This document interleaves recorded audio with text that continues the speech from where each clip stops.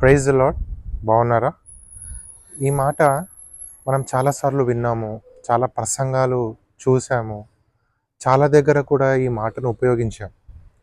అయినప్పటికీ కూడా నేను ఈ మాటని ఎందుకు మరలా స్ట్రెస్ చేయాలని చెప్పాలని ఇష్టపడుతున్నానంటే, ఎన్ని రోజులు గడిచినా, ఎన్ని సంతోషాలు మన జీవితంలో ఉన్నా, ఈ ఒక్కటి మాత్రం మనం మర్చిపోతూ ఉంటాం. ఎన్నిసార్లు విన్నప్పటికీ కూడా.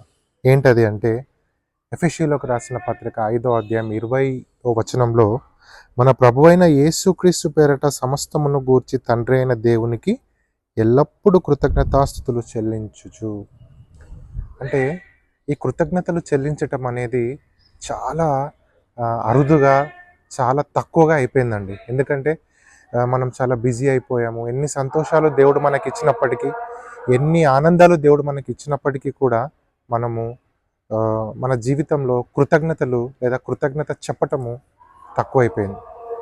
మనమందరం దేనికి కృతజ్ఞతాస్తుతులు చెల్లించాలో చెప్పాలా దేవుడికి? ఒకటి, యేసుక్రీస్తునందు మనకు ఆయన ఏమిచ్చాడు? రక్షణనిచ్చాడు. రెండవది, మనం ఈ భూమిపైన ఎలా జీవించాలో ఒక ఎగ్జాంపుల్ ఇచ్చాడు యేసుక్రీస్తు ద్వారా. దానికి మనం కృతజ్ఞతాస్తుతులు చెల్లించాలి. తర్వాత ఆయన మనకు సువార్తనిచ్చాడు, అందును బట్టి చెప్పాలి.